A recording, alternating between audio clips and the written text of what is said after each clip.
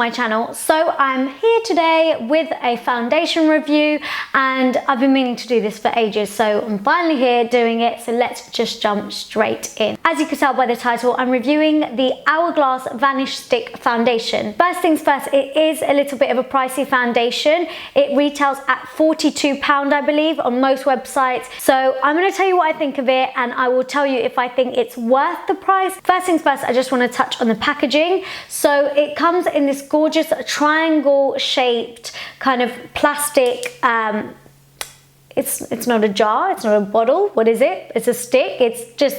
It's holding the stick foundation, basically. If anyone knows what word I'm looking for, leave it down below for me, because I'm clearly going blank. It just is really sleek feeling and looking. Like, I've never ever seen a foundation come in a packaging like this where it's like triangle shaped. So you just pull off the lid, nice and easy, and when you put it back on, it's got that really nice firm click, so you know that the lid isn't going to come off or anything like that. So it's really good to travel with, because it's nice and sleek and small, and yeah, you know your lid's not going to go flying and you're safe. All you do is just twist up your foundation, and even the twist is really nice and like smooth on it. You're not like kind of really going hard at twisting it or trying to twist it for ages to get it up.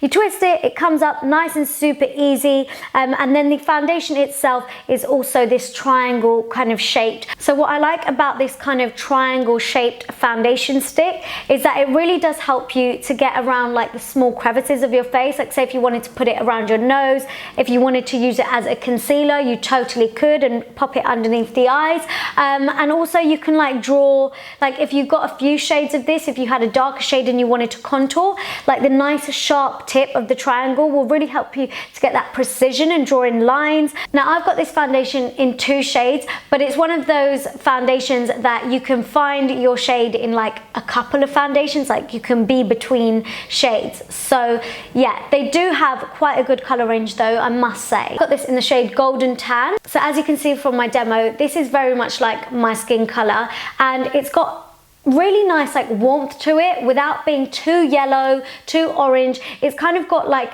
a neutral undertone to it, but it's warm enough, which is exactly what I look for when I'm looking for a foundation. And then the other shade I have is the shade Honey, which is slightly a bit more warmer. So it's a bit more on like the peachy orangey side. And the reason I got this is because my neck is a little bit darker than my face. So I thought if I match it to my neck, which is what I usually do, then I'll have the right foundation shade, and when I highlight and things like that, everything will be fine. But I found that when I applied Honey on its own, and I don't know, on the demo, I think when I put it on, it does look okay, but I think it's still just slightly too orange for all over my face. So what I like to do is I like to apply Honey like around the like outside perimeters of my face, and then Golden Tan as like the main shade for all over my face, because that is the most accurate shade for me. And in MAC reference, guys, for anyone that's going to ask, I'm an NC42, so you get 7.2 grams of foundation, and you're working with a foundation that is a medium to buildable full coverage. Now, when you apply one layer of it, so say you do a couple swipes and blend it out, you instantly get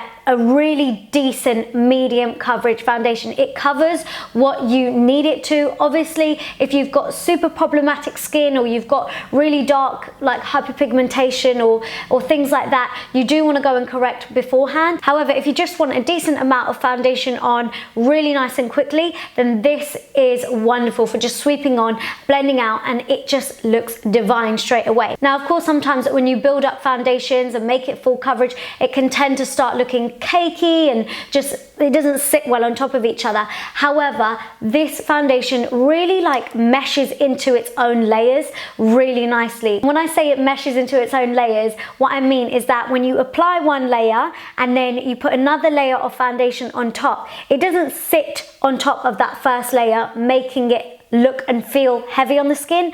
What it does is it kind of just mixes in with those other layers that you've applied, and it gives you that gorgeous skin-like skin, but with full coverage, if that makes sense. So this foundation definitely does have a little bit of play to it. It's a bit more on the satin side.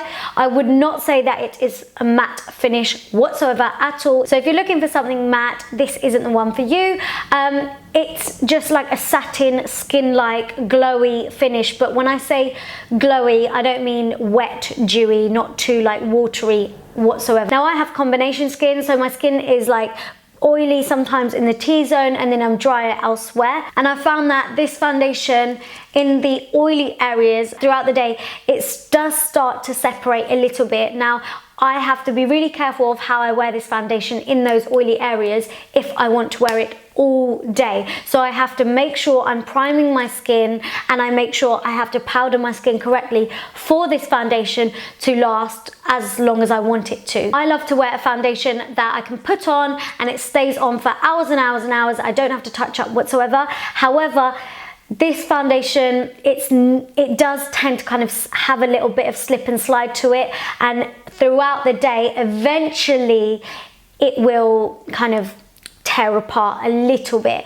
But again, it depends how you've set it. So if you're gonna put this on in a rush and expecting it to last all day, I can tell you now it's not going to do that, which is a bit unfortunate. I think this foundation is perfect for anyone with normal to dry skin. However, if you are on the oily side, I would definitely recommend using powder, primer, the lot, but just be a bit careful with it, because you don't want to put on so much of like all those other products that you ruin the actual look of this foundation. This foundation doesn't have any flashback whatsoever, and I've taken so many pictures in this foundation and it always looks really, really flawless, not only in pictures but in person too. I think this foundation is perfect for photography, for bridal, and just general day-to-day use. It is very good. But if you are expecting this foundation to last you from morning till night and you're going out, I personally wouldn't. So just be a bit mindful of that. If you're looking for a foundation for a particular thing,